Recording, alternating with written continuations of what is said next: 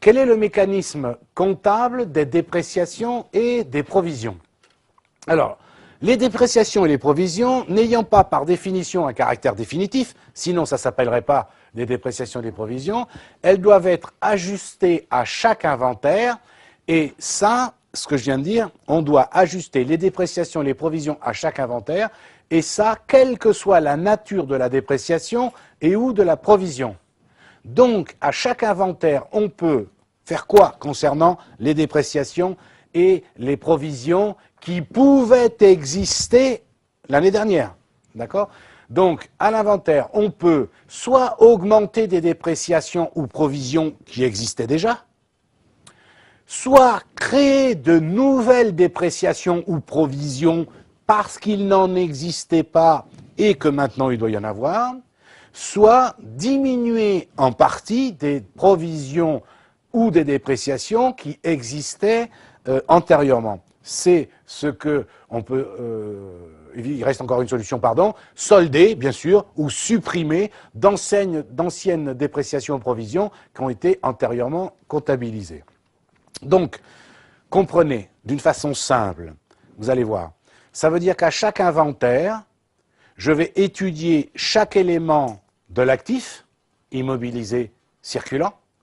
Je vais étudier des éléments du passif et je vais dire, par exemple, pour l'actif, exemple pour les titres, d'accord?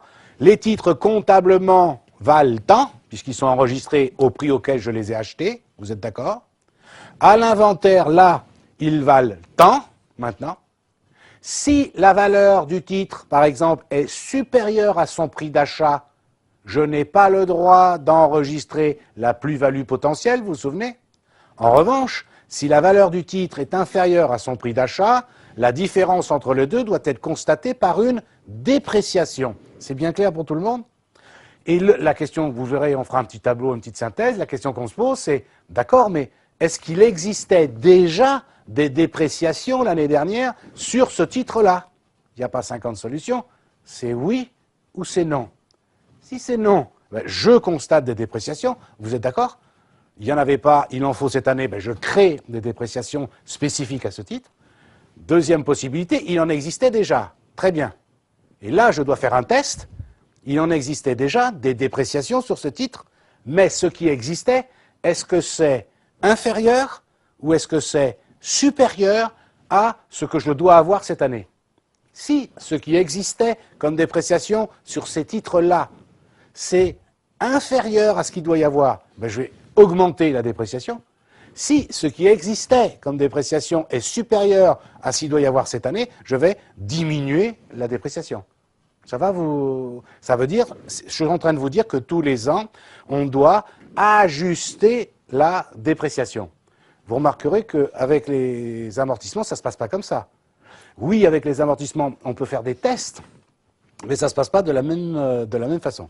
D'accord? De toute façon, on le verra en long, en large et en travers, évidemment, avec des exercices. Donc, une petite remarque concernant le vocabulaire pour les dépréciations et ou les provisions. Lorsqu'on augmente une dépréciation et ou une provision, ou lorsqu'on les crée, je répète, lorsqu'on augmente une dépréciation ou une provision, ou alors lorsqu'on les crée, on dit que l'on fait une dotation aux dépréciations ou une dotation aux provisions. Et lorsqu'on diminue une dépréciation ou une provision, ou lorsqu'on les solde, c'est-à-dire qu'on les supprime, on dit que l'on fait une reprise sur dépréciation ou sur provision. C'est d'accord ?